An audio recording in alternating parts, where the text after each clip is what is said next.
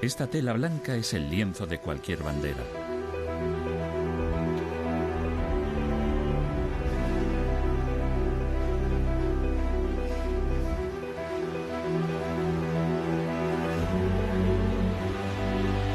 Una bandera es un elemento de comunicación que identifica a un colectivo.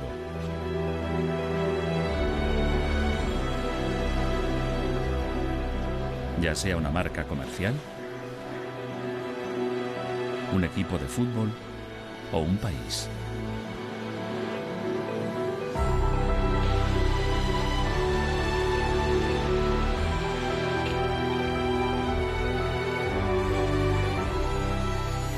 Pero hay otras definiciones.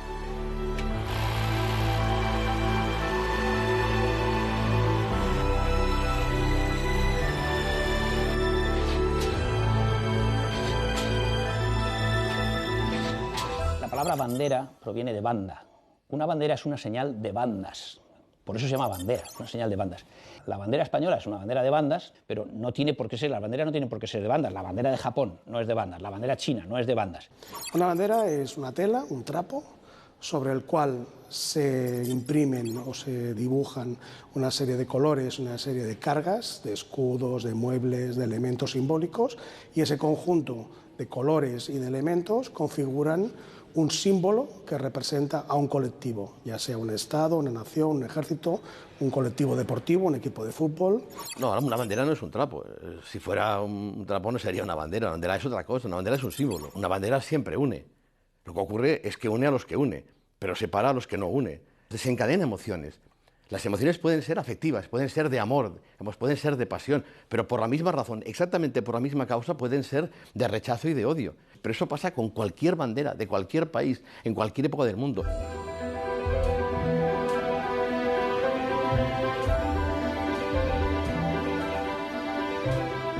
Sea cual sea nuestra definición, las banderas han existido desde antaño. Los primeros vestigios eran estandartes de metal con huesos y plumas y servían para identificar familias.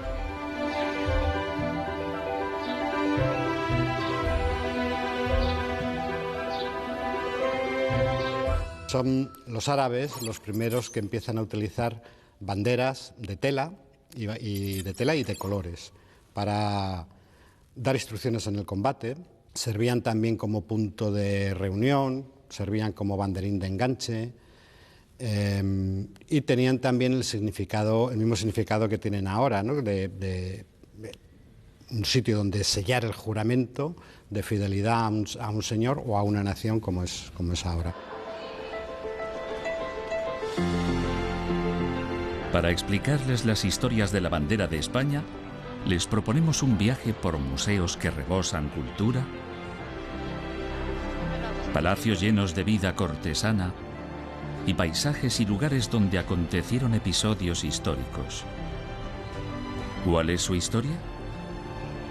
La bandera de España tiene, como todas las banderas, su propia historia. O mejor dicho, más de una historia.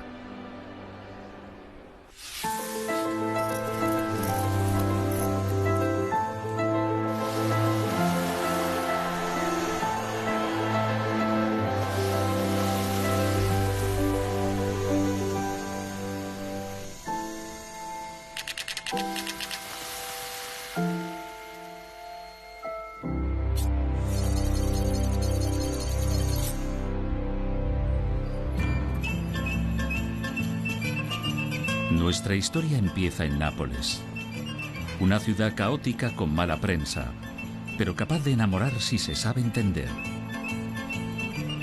El primer impacto de suciedad y ruido se desvanece cuando paseas por sus calles laberínticas con olor a pizza y te percatas de la alegre paleta de colores de los balcones decadentes del barrio español.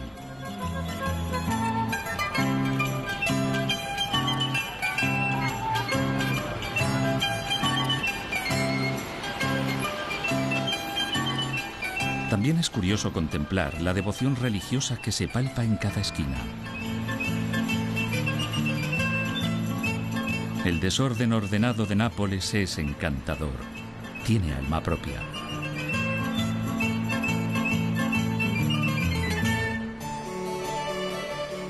Y el primer protagonista de nuestra historia es un Borbón, Carlos de Borbón.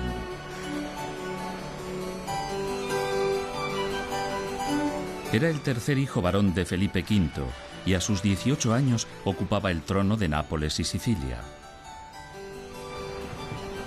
Fue el primer inquilino de este palacio real, donde siempre se levantaba temprano, oía misa cada mañana, comía en la misma vajilla y practicaba, sin falta, ejercicio diario. Carlos de Borbón fue, durante un cuarto de siglo, rey de Nápoles y Sicilia, dos territorios conquistados por el Reino de Aragón, cuya bandera recogía las franjas rojas y amarillas. La bandiera di Napoli, come pure quella spagnola, hanno le origini catalane, più che catalane aragonesi, perché c'era la corona di Aragona che comprendeva l'Aragona, che era un regno, la contea di Catalogna, di Barcellona, e poi il regno di Valencia e il regno di Maiorca. Poi questa corona di Aragona conquista Sicilia e Sardegna e poi avrebbe conquistato anche Napoli, e quindi c'è questo spostamento, il passaggio dalla bandiera aragonese, che è gialla e rossa, e poi a quella anche nostra, diciamo, napoletana, vicina a questa.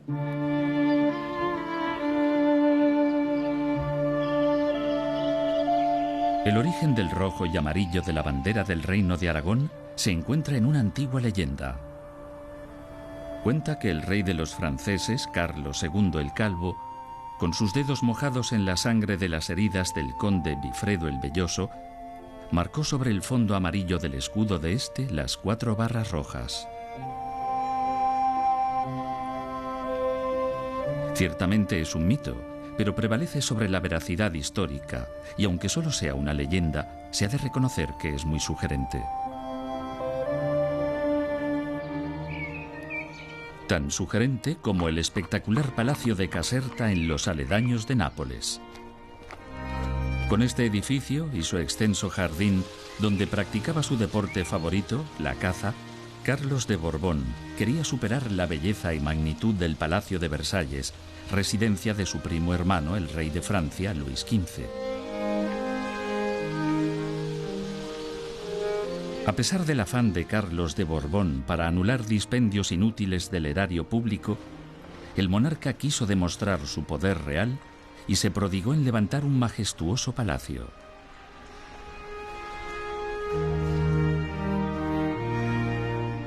Caserta es la residencia real más grande del mundo, con 1.200 habitaciones. Toda una maravilla arquitectónica, aunque Carlos nunca vio el proyecto terminado y lo dejó como casa de verano para su hijo.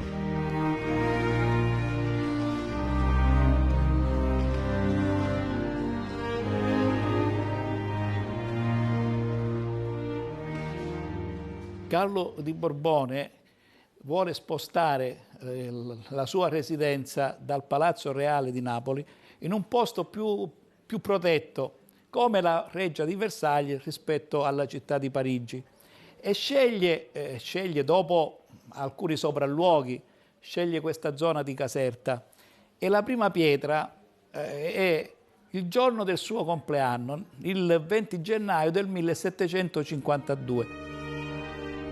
La colocación de la primera piedra está representada en el techo de esta imponente sala del trono.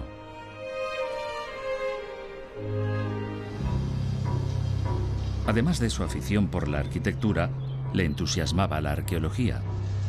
Esto nos lleva a Pompeya, una ciudad que quedó sepultada por las cenizas de una repentina erupción del Vesubio. El rey Carlos decidió, 1800 años después de la tragedia, impulsar las excavaciones del yacimiento. Nunca permitió que saliera de Nápoles una pieza encontrada en Pompeya.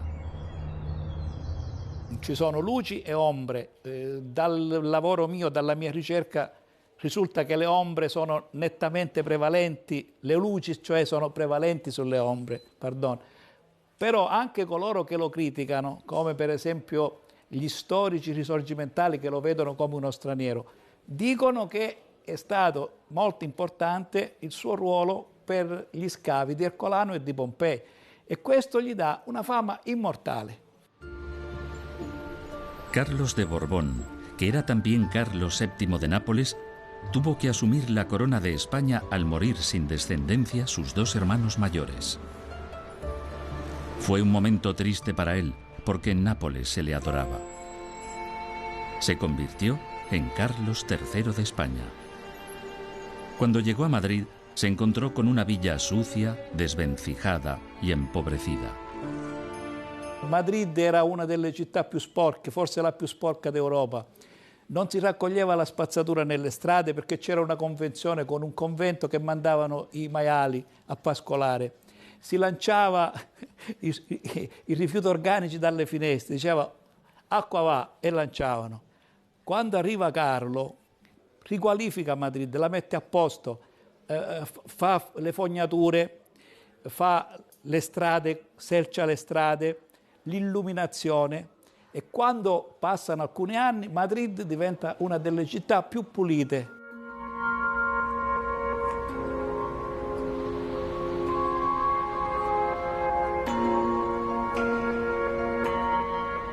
Aunque tiene la fama de haber sido el mejor alcalde de Madrid por su gran legado, Carlos III no contó con el apoyo popular y los nobles lo consideraron siempre un rey extranjero. El monarca criticó a los súbditos madrileños por infantiles y, de hecho, menospreciaba tanto a sus vasallos que evitaba pernoctar en Madrid.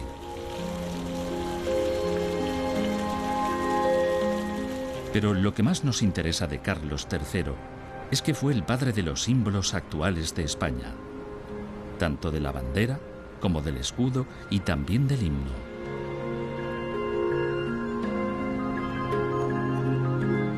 Fue él quien instituyó como marcha de honor la conocida con el nombre de Marcha de Granaderos.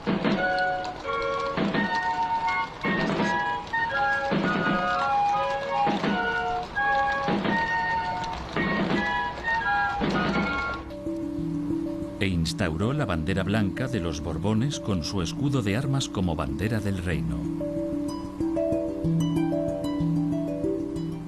La Cruz de Borgoña había sido la más característica de las usadas por los tercios españoles entre los siglos XVI y XVIII.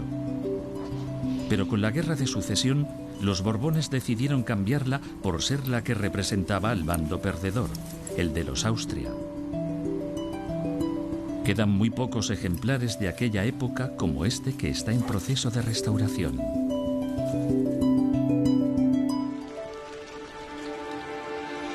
Bajo un cielo gris plomizo y una lluvia incesante, encontramos el galeón Andalucía, una réplica de los que surcaban los mares en el siglo XVIII con el estandarte de los Borbones. La elección de poner las armas reales encima de un paño blanco se reveló como un gran error. Los Borbones que reinaban en Francia también la usaban, y a lo lejos era difícil distinguir el bando de un navío en el mar con esa bandera.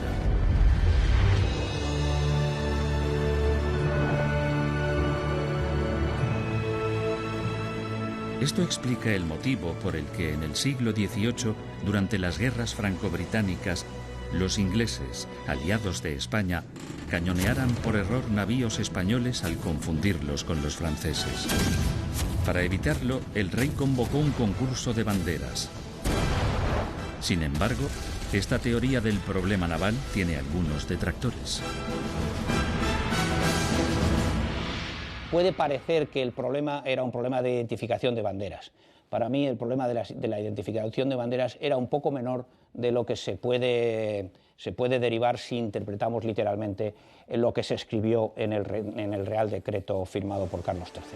El origen de la bandera es la necesidad de que se viera bien pero sobre todo también la necesidad de adaptarse a los nuevos tiempos políticos en los que se estaba transicionando de unas monarquías gobernadas por unos soberanos más o menos absolutos a que el soberano va a ser el pueblo, que es lo que en España se materializa claramente en 1812, y digamos que en la Armada se anticipó esa necesidad de crear una bandera que ya no representase exactamente a la monarquía, sino a la idea impersonal de la nación en su conjunto.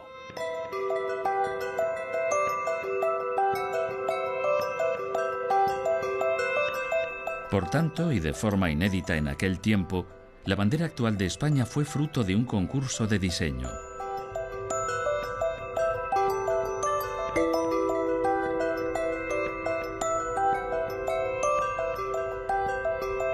En el Museo Naval de Madrid se exponen piezas cautivadoras para los amantes de la historia y la navegación. Entre ellas, la que el ministro de Marina Antonio Valdés presentó a Carlos III. El documento histórico con las 12 posibles banderas. En la actualidad las veríamos así. La probabilidad de que el rey eligiera una bandera roja y amarilla era muy elevada. El rey elige dos modelos, por un lado la que ha llegado hasta nuestros días, que es la que se utiliza para la Marina de Guerra, y una con los mismos colores, pero con una distinta ordenación, con 5 franjas, que es la que se utiliza para la Marina Mercante, que llegará hasta el año 1927, en la cual se unifican las dos banderas. Así pues, para elegir la bandera de guerra, Carlos combinó 2 bocetos con el rojo y amarillo. Unos colores que ya estaban presentes desde hacía tiempo en la Marina española. Da la sensación de que no solo se escogieron los colores tradicionales de España, rojo y amarillo o rojo y encarnado, sino que encima se escogió el patrón de poner los colores de la bandera de Aragón, porque además la bandera de Aragón había sido una bandera naval, porque los barcos del Reino de Aragón efectivamente se usaba la señera, y quizá por eso es por lo que el rey en el decreto dice que hay que añadirle a la bandera que se le ha propuesto, hay que añadirle sus escudos reales reducidos a los de León y Castilla, probablemente porque Aragón ya estaba representado con el esquema de la bandera. El decreto dice así: he resuelto que en adelante usen mis buques de guerra de bandera dividida a lo largo en 3 listas, de las que la alta y la baja sean encarnadas y del ancho cada una de la 1/4 parte del total, y la del medio amarillo, colocándose en esta el escudo de mis reales armas, reducido a los 2 cuarteles de Castilla y León. Carlos III firmó este decreto en el Palacio de Aranjuez el 28 de mayo de 1785.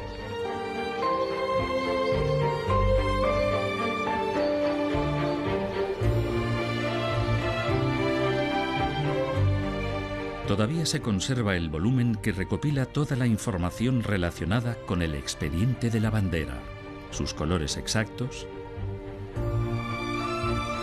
la materia prima,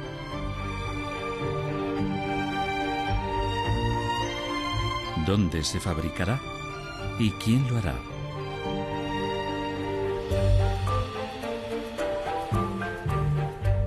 Por ejemplo, en este folio se lee que la primera compra de tela para confeccionar la bandera de los buques se adjudica a una compañía de Palma de Mallorca.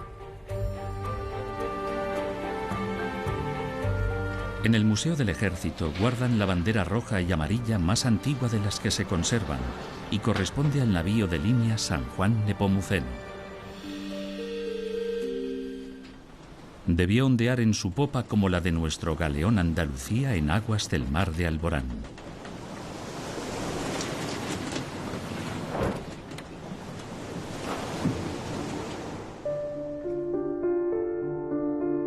La historia de la bandera española solo se puede seguir por los documentos históricos o por las obras pictóricas. Son muchos los pintores que la han coloreado en sus lienzos. Mariano Fortuny es uno de los más destacados. En el siglo XIX, y a raíz de la Guerra de Marruecos, se convirtió en un cronista gráfico de la contienda que llevó a cabo el ejército en el norte de África. En el Museo Nacional de Arte de Cataluña se exhiben algunas de sus obras más representativas. La batalla de Tetuán muestra cómo la bandera tiene lugar destacado en la escena. La precisión del trazo y el uso metódico de la luz le consagraron internacionalmente. La bandera también es un elemento recurrente en la obra del pintor de batallas Augusto Ferrer Dalmau. Pinta sin complejos el pasado militar con una sólida técnica realista. Juega un papel muy importante en mi pintura en la bandera española. En muchos cuadros míos es el final de la batalla o el principio o durante. Por ejemplo, el cuadro de Martín Álvarez, que fue un héroe que defendió la bandera española en un barco. Entonces el cuadro se ve al héroe agarrando la bandera. Son cuadros motivos reales y que ocurrieron de verdad.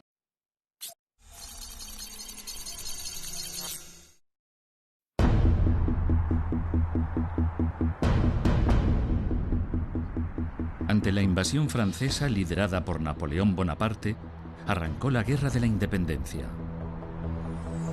La participación ciudadana fue esencial dentro del contexto de las contiendas napoleónicas. La falta de un buen ejército obligó a la gente a organizarse. En Madrid, la sublevación del pueblo se revive cada año delante del Palacio Real. El cuadro La lucha con los mamelucos describe a la perfección la ferocidad de los combates. El horror del momento también se percibe al contemplar los fusilamientos.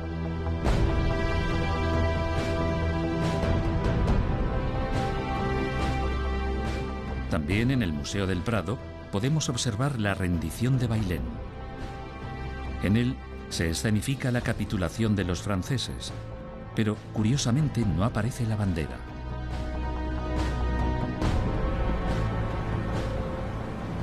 En cambio, en Girona, este cuadro del asedio de la ciudad en la Guerra de la Independencia la muestra enarbolada junto al gobernador militar Álvarez de Castro.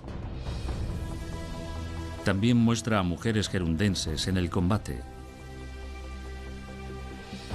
Fueron tan importantes que el gobernador creó la Compañía de Santa Bárbara, compuesta únicamente por mujeres. Cuando estaban de servicio, lucían en su brazo izquierdo un lazo encarnado. El sitio acabó en la montaña de Montjuïc, donde cada año se reproduce la Guerra del Francés.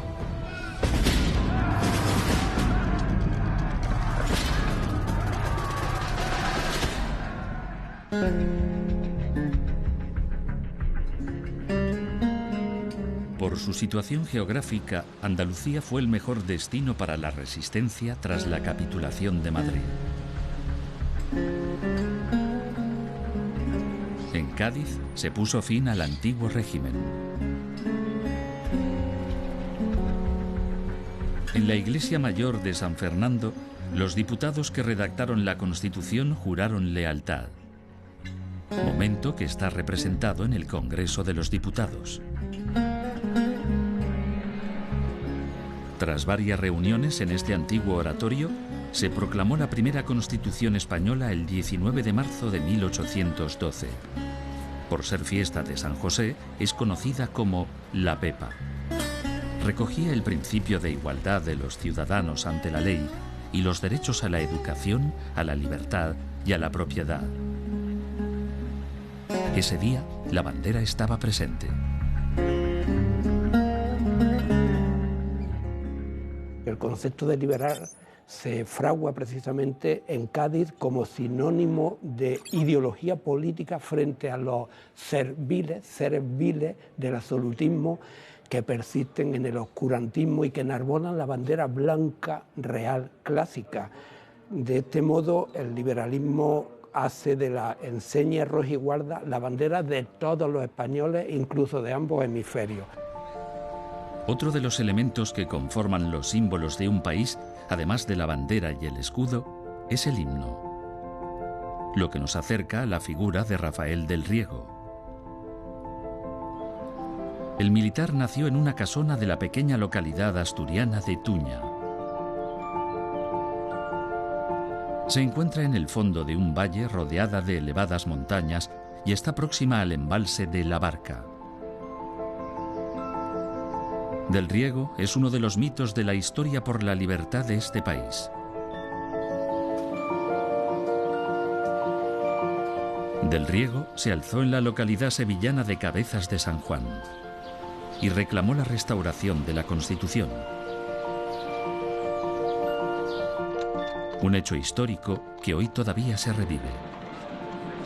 Soldados, España está viviendo a merced de un poder arbitrario y absoluto, ejercido sin el menor respeto de las leyes fundamentales de la nación.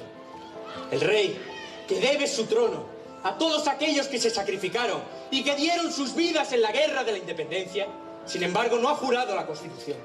El golpe de Riego no triunfó, le costó 2 meses y medio. Se tira hasta el 7 de marzo, 2 meses largos, dando tumbos por Andalucía, hasta que al final, cuando se sublevan varias ciudades, Coruña, Zaragoza y Madrid, los comerciantes de la calle Madrid, y obligan a que el rey Fernando VII se baje de su cabezonería absolutista y jure la Constitución y diga una frase que se hizo famosa: marchemos por la senda constitucional, que luego nunca cumplió ni se creyó. Hablar de Riego es hablar del único himno que sustituyó a la marcha real. A pesar de que se atribuye al valenciano José Melchor Gomis, hay quien apunta que su origen está en un baile ancestral pirenaico, el Ball dels Homes de Benasque. A lo largo de esos 2 meses, los soldados que había de Benasque impusieron su baile, su música, y fueron 2 meses de convivencia. Cuando entran en Madrid, ya una vez que el rey juró la Constitución, entran cantando lo que todos habían aprendido de esos ciudadanos soldados de Benasque.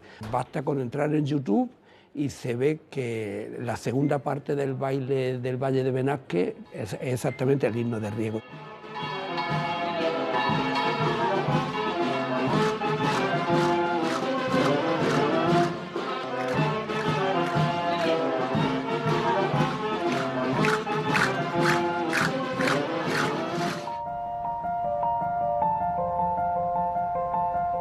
La vida de Rafael del Riego acabó en esta plaza de Madrid, donde lo ahorcaron por orden de Fernando VII.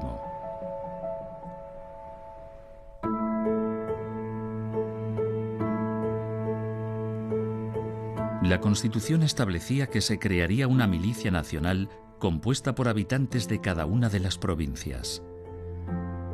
Más tarde, se estableció que todos los ciudadanos entre 18 y 50 años debían cumplir su servicio y que su bandera era la formada por 2 fajas rojas y una amarilla intermedia, todas del mismo ancho. Algunos liberales empezaron a utilizar esa bandera como un distintivo nacional y liberal a la vez. Esto sobre todo se puede ver durante el trienio constitucional, entre 1820 y 1823, y especialmente en una institución que sería típica del liberalismo progresista o el liberalismo avanzado entonces, que era la Milicia Nacional, aunque utilizaba también otros estandartes de otros colores, ¿no?, como el morado, el verde, etc. Este ejemplar de la bandera de la Milicia Nacional está expuesto en una vitrina del Congreso junto al sable del general del Riego. Muy cerca se encuentra una reproducción de la Pepa. Este facsímil de la Constitución de 1812 nos acerca al diputado Diego Muñoz Torrero. Sacerdote y rector de la Universidad de Salamanca, es otro de los grandes protagonistas de nuestra historia. La figura de Muñoz Torrero tiene la importancia de ser el padre de la Constitución y el que hace de lo que era una bandera militar una enseña y una bandera nacional. Fue un personaje emblemático durante las Cortes de Cádiz, llegó a ser presidente de las Cortes, se jugó la vida por defender las libertades, que siendo un clérigo fue un impulsor de la abolición de la Inquisición. Y Muñoz Torrero dona una bandera a la Milicia Nacional de su pueblo. Esta es la bandera que Muñoz Torrero regaló a la Milicia Nacional de Cabeza del Buey, su pueblo natal. Un regalo inicialmente poco trascendente, pero que, con el devenir de la historia, se convirtió en un tesoro. ¿Por qué la regala la Milicia Nacional? Porque la Milicia Nacional es el cuerpo de ciudadanos armados que organiza la propia Constitución de Cádiz para defender el nuevo régimen liberal frente al absolutismo. Cuando Fernando VII recupera de nuevo el poder absoluto, Muñoz Torrero tiene que marcharse al exilio. Tiene que irse a Portugal, allí es capturado, es detenido, torturado y muere pocos meses después en prisión. Pero la bandera rojigualda que él había donado a la Milicia Nacional se salva, porque va a manos de una monja llamada Isidora Mora. Esta monja conserva la bandera con peligro para su vida. El Congreso, en recompensa, le otorgó una pensión vitalicia de 3 reales diarios. El general Riego es conocido, su nombre ha quedado perpetuado con el himno republicano, pero de Muñoz Torrero, desgraciadamente, y de su bandera, pues no se acuerda nadie.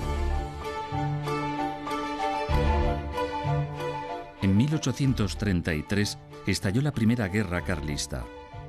Fernando VII murió sin descendientes varones y su hermano Carlos se negó a aceptar que Isabel, hija de Fernando, se convirtiera en heredera del trono. Durante la Primera Guerra Carlista conviven todas las enseñas y predomina incluso el blanco con la cruz de Borgoña, que era el clásico de la monarquía, porque era una guerra dinástica entre 2 sectores de la misma familia que se estaban peleando por el trono.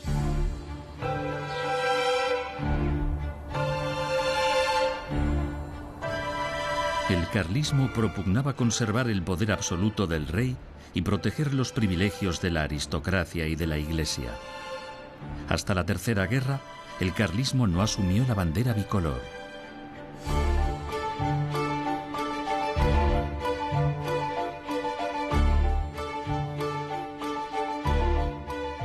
Sin embargo, en esta obra de Mariano Fortuny, es curioso contemplar que los 2 ejércitos combaten con los mismos colores. El cuadro fue pintado antes de que los carlistas asumieran la bandera bicolor. Quizá fue un error, o quizá fue el pintor quien quiso dejar una representación visual más de las 2 Españas. ¿Quién sabe?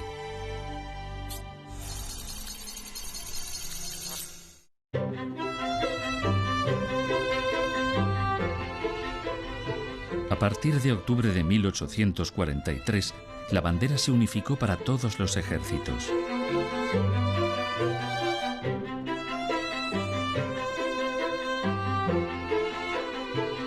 Al cabo de un mes, Isabel fue declarada mayor de edad, con 13 años, y asumió las tareas de reina como jefa de Estado.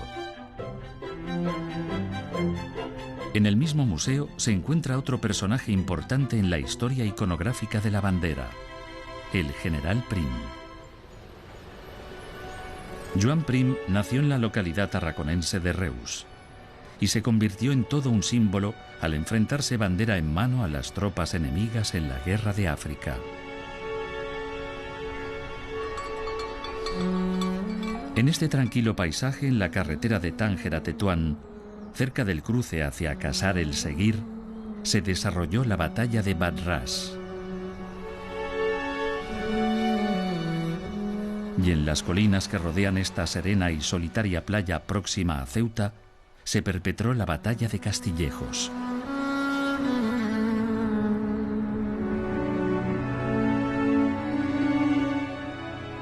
Tetuán fue tomada por las tropas españolas en un duro combate con los marroquíes. En la actualidad es una ciudad bulliciosa, repleta de los más diversos sonidos, olores y colores.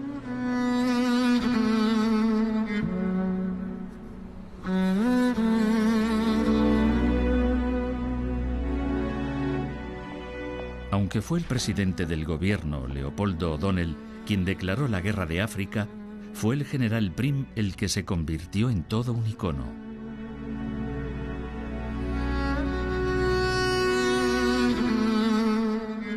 España necesitaba volver a recuperar el protagonismo internacional, que en aquel momento tanto Francia como Inglaterra seguían manteniendo, pero España iba perdiendo colonias, iba perdiendo territorios y necesitaba intentar volver a ser grande.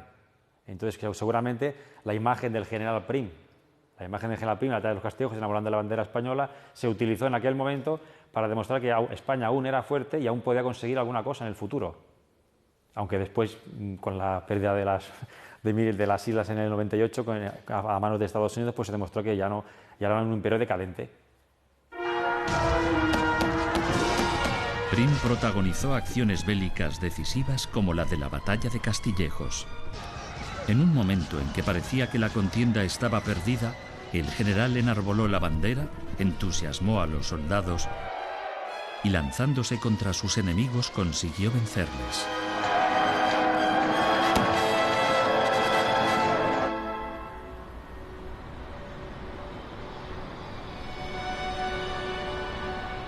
Prim murió asesinado en Madrid, en la que entonces se llamaba Calle del Turco. Fue tiroteado cuando viajaba en esta berlina que todavía se conserva. ¡Mi general! ¡Cuidado, mi general!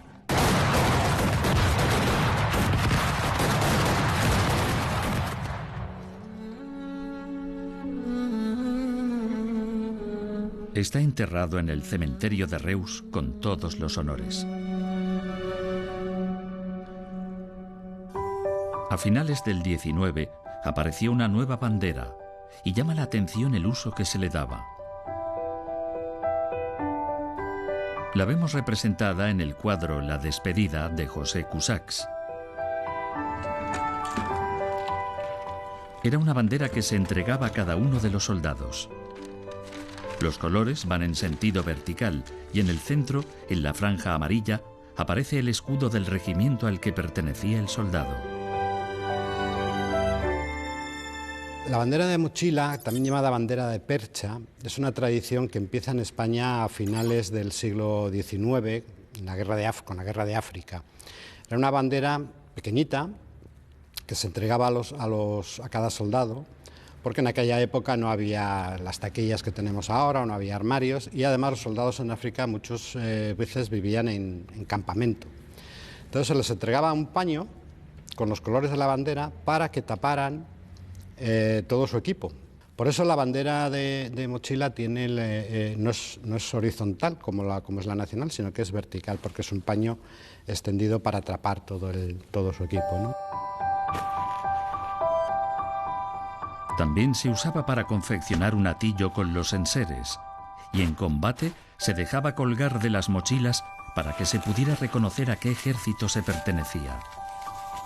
Por eso también es conocida como bandera de mochila. Cuando los soldados terminaban el servicio militar o terminaban la campaña y volvían a sus casas, muchas veces estas banderas ellos se las regalaban a su madre, y sus madres o la colgaban dentro de casa o incluso la colgaban en los balcones para dar a conocer que su hijo había cumplido con el servicio militar y había regresado a la campaña de África, ¿no? Hay una zarzuela muy famosa, las Corsarias, que tiene una de las canciones conocida como la canción de la banderita. Una parte de la canción dice: solo quiero que me entierren con la bandera de España. Se refiere a esta bandera de mochila que cada soldado tenía la suya. Cuando un soldado fallecía en el combate y se le daba sepultura, se cubría la sepultura con esta bandera.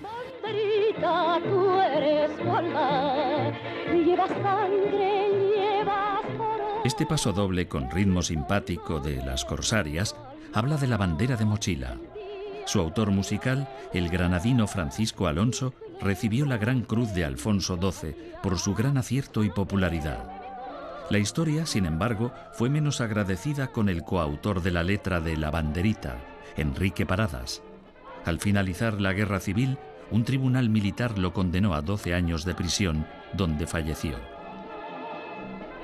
La bandera de mochila cayó en desuso, pero volvió en 1990 y hoy se entrega como recuerdo de la vida profesional de un soldado de cualquier arma. Y para mí fue un motivo de alegría y de cariño que mi jefe de gabinete, que pertenecía al Ejército de Tierra, que conocía la historia de esta bandera, pues me regalara esta bandera personalizada, esta bandera de mochila, con mi nombre, y como una especie de recuerdo de toda esa vida militar y de toda esa vida dedicada a las Fuerzas Armadas. En 1873 se proclamó la primera República Española.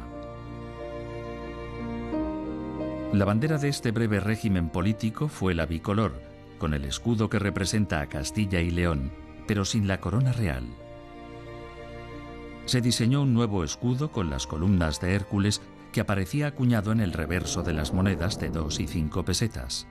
Este duro del gobierno provisional, con la ninfa o Pirene por un lado, apoyada en los Pirineos y con los pies en Gibraltar, y por detrás la simplificación que hoy es la conocida. Castilla, León, las barras catalanas, aragonesas, las cadenas de Navarra que sirven para representar a Vascongadas, y luego la granada que se utiliza para reflejar Andalucía, y las columnas plus ultra, es decir, la España de ultramar, Canarias, pero entonces también Cuba, Puerto Rico y Filipinas. Es esa visión de una España representada como conjunto, pero con regiones que son a la vez históricas y sintéticas. Se puede seguir la historia de la Primera República con las caricaturas de las revistas satíricas de la época. Dibujan a España como una mujer envuelta en la bandera, con el pecho izquierdo a la vista, como símbolo de querer alimentar a la población. Durante la Primera República, todos los partidos políticos usaron la bicolor.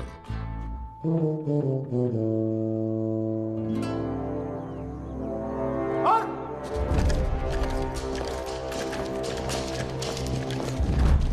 24 años después, se produce otro momento icónico en nuestra historia. En Filipinas, la última bandera del Imperio Español abandona rendida, pero no derrotada, la iglesia de Valer. Esa historia nos lleva a Comillas. La marea baja permite ver a los barcos de su flota pesquera varados en la arena. Aquí nació el empresario Antonio López. Sus primeros años de vida los pasó en el antiguo barrio de Sobrellano, pero al morir su padre se trasladó a Cádiz, donde fundó la primera de muchas empresas, algunas de ellas, y según se dice, relacionadas con el tráfico de africanos esclavizados.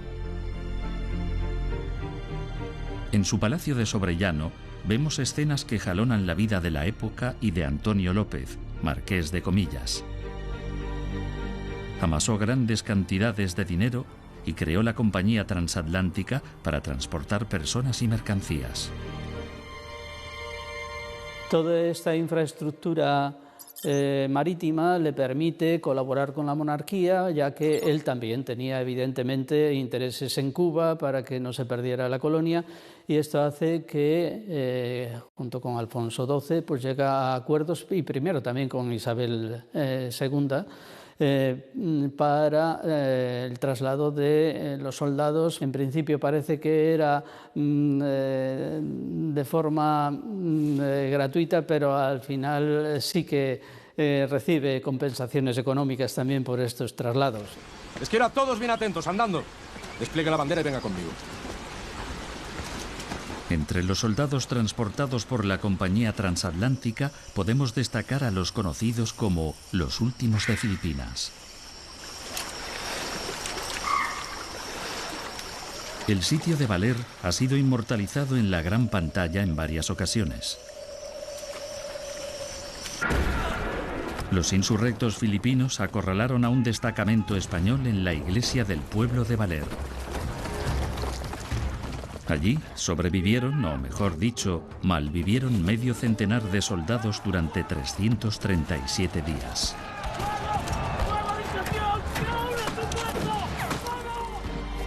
En este tiempo se firmó el acuerdo en el que España renunciaba a sus posesiones en el Caribe y en el Pacífico. Las Filipinas se entregaron a cambio de $20 millones.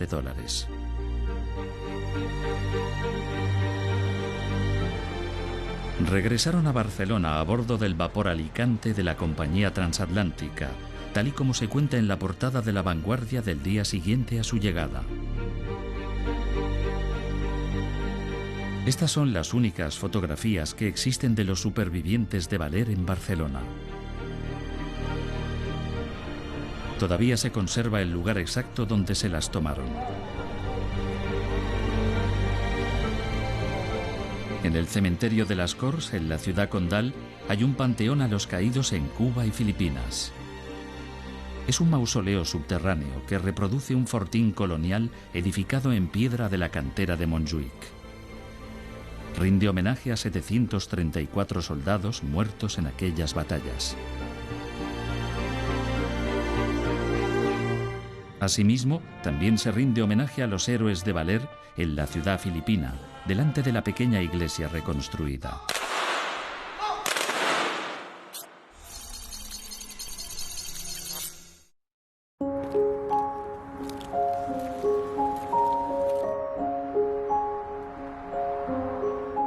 Nos sumergimos en esta elegante sala de lectura neogótica. Antes era un antiguo claustro de un convento y hoy abraza incunables y tesoros bibliográficos. Entre los 300.000 volúmenes encontramos esta joya, una normativa del Código Internacional de Señales de 1922. En él se pueden ver las banderas de guerra y de la Marina Mercante españolas.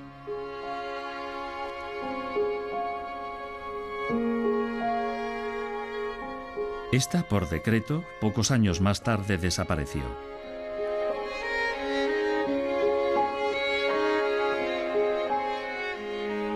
Asumiendo la Marina Mercante los colores de la bandera de guerra.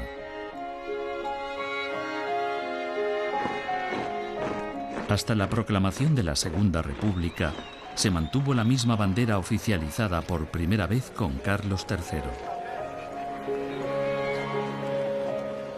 Los republicanos intentaron introducir el color morado como una tercera franja durante la Primera República, mejor dicho, durante el gobierno provisional previo a la Primera República, pero la Real Academia de la Historia desechó la propuesta y los republicanos aceptaron la bandera bicolor, porque era una bandera vinculada a los movimientos liberales y progresistas. Pero ya en el año 1931, cuando se proclama la Segunda República, había tal afán rupturista con todo el pasado que se rompió incluso con la bandera, instaurando una bandera que en realidad era una bandera de parte, propia solamente de un partido. El nuevo régimen entendió que la bicolor era monárquica y la modificó introduciendo el color morado en lugar del rojo carmesí, incurriendo así en un error cromático. ¿Por qué el morado? Pues el morado porque se asociaba con Castilla, aunque de manera equivocada, pues según dicen los expertos, no era ese exactamente el color del pendón de Castilla, pero en fin, se creía así en la época y eso es lo que más nos importa. Y como se asociaba con Castilla, se asociaba también con la revuelta de los comuneros, que a comienzos del siglo XVI se habían rebelado contra Carlos I y su corte borgoñona. Eran la representación de la lucha contra la tiranía. De manera que este es el color, digamos, no solo de Castilla, sino también el color de la libertad. Y ese símbolo tricolor va a ser el de los progresistas, demócratas y luego republicanos. También decidieron instaurar el escudo de las monedas de 5 pesetas de la Primera República como el propio de la nación. Y establecieron como himno nacional el de Riego, sustituyendo a la que entonces se conocía como Marcha Real. La Segunda República no menospreció los símbolos existentes. El decreto de la bandera estableció que se retiren con seriedad y respeto los símbolos y emblemas anteriores. El 18 de julio de 1936 llegó otro golpe de Estado. El entonces comandante militar de Canarias, Francisco Franco, tomó la decisión de llevar a cabo una conspiración contra el gobierno legítimo republicano. A las 14:33, el general partió desde Las Palmas de Gran Canaria en este avión Dragón Rapid, expuesto en el Museo del Aire de Cuatro Vientos. Y antes de aterrizar en Tetuán, se aseguró dando vueltas al aeródromo que en tierra le esperaban los suyos. Curiosamente, los militares se alzaron con la bandera de la Segunda República. De hecho, al inicio de la Guerra Civil, los dos bandos lucharon con la misma bandera. Fueron los carlistas los que sugirieron a Franco que la cambiase.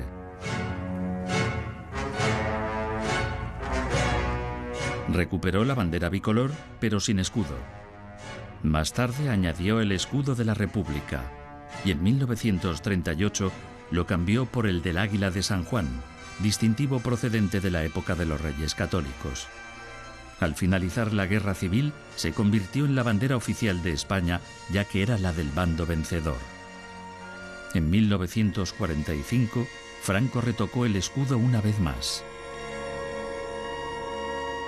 El dictador Franco se apropió no solamente de la nación, sino también de los símbolos nacionales, y entre ellos la bandera.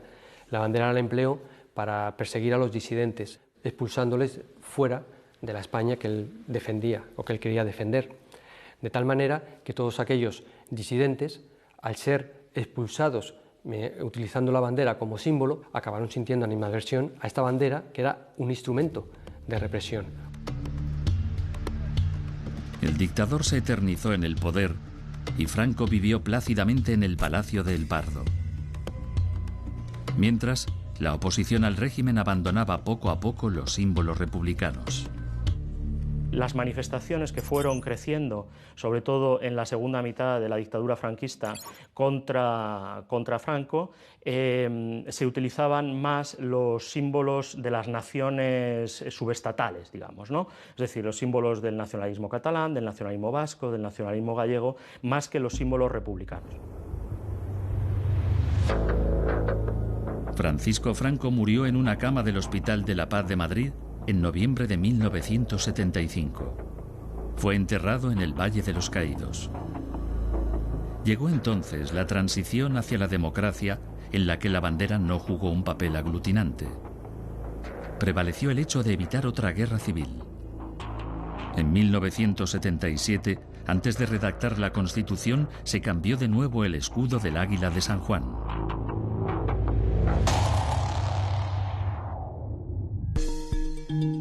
El momento más importante de la transición para nuestro relato lo protagonizan estos tres señores: el presidente del gobierno, Adolfo Suárez, su amigo periodista, José María Armero, y el secretario general del Partido Comunista, Santiago Carrillo.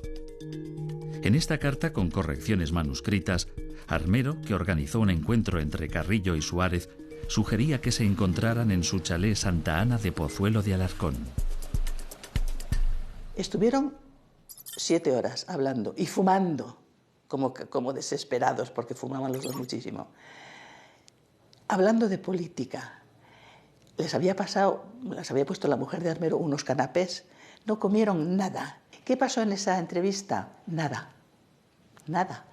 Se tomaron la medida, el uno al otro, y se dieron cuenta de que podían confiar el uno en la palabra del otro.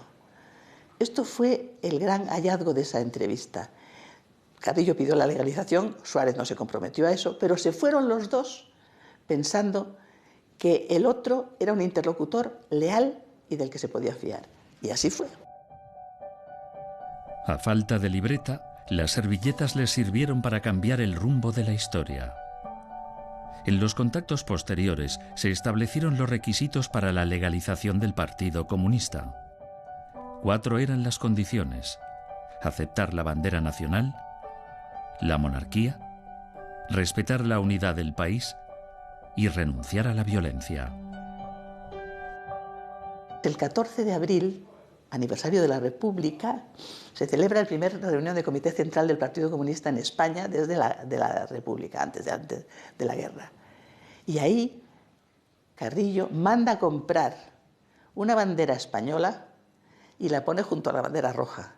Y allí explica a los miembros del Comité Central, que estaban estupefactos, que el Partido Comunista aceptaba la bandera, la unidad de España y la monarquía. El Comité Central del partido ha decidido colocar hoy al lado de la bandera de nuestro partido, que sigue y seguirá siendo roja, la bandera con los colores oficiales del Estado. Felipe González, en el último meeting que hizo en la Ciudad Universitaria en el año 82, sacó la bandera de España, porque el Partido Socialista era republicano, como toda la izquierda, y sacó la bandera de España y se paseó la bandera de España porque dijo, ya no recuerdo las palabras textuales, esta es la bandera que nos une y esta es la bandera que vamos a defender. Pero era una novedad. No quiero terminar esta intervención sin hacer una referencia a una bandera que ondea al fondo. Gracias por levantar la bandera de la Constitución, con el escudo de la Constitución, esa bandera que hemos conquistado para todos, esa bandera que ya es patrimonio de todos los españoles, no patrimonio de grupos sectarios. Aprobada la Constitución española actual, llegamos al final de la historia de la evolución de la bandera. En 1981, el Congreso aprueba su última modificación.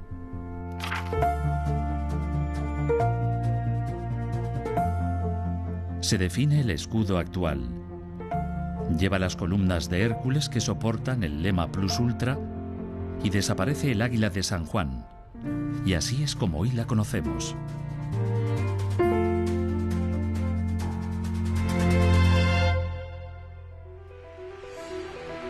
Grandes acontecimientos deportivos, como los Juegos Olímpicos de Barcelona en el 92, cuando sabíamos que el mundo nos miraba, despiertan el aprecio hacia la bandera.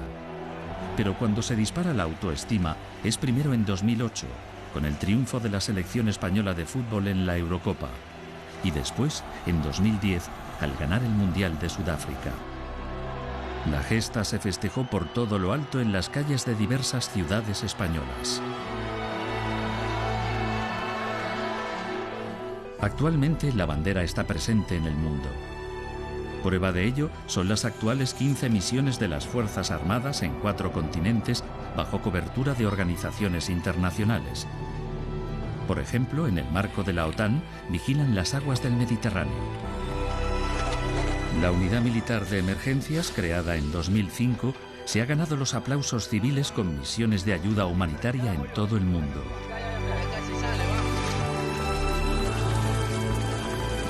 A pesar del reconocimiento internacional, ¿por qué hay personas que sienten indiferencia, rabia o incluso vergüenza ante la bandera de España? Al fin y al cabo, una bandera es solo un símbolo que busca identificar colectivos.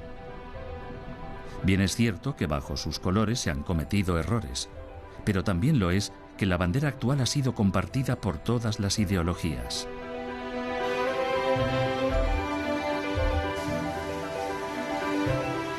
La bandera, con más de 230 años de historia, ha vivido capítulos dolorosos, pero estos son fotogramas de una larga película inacabada. Quizás superarlos solo sea cuestión de tiempo y quizá también de voluntad.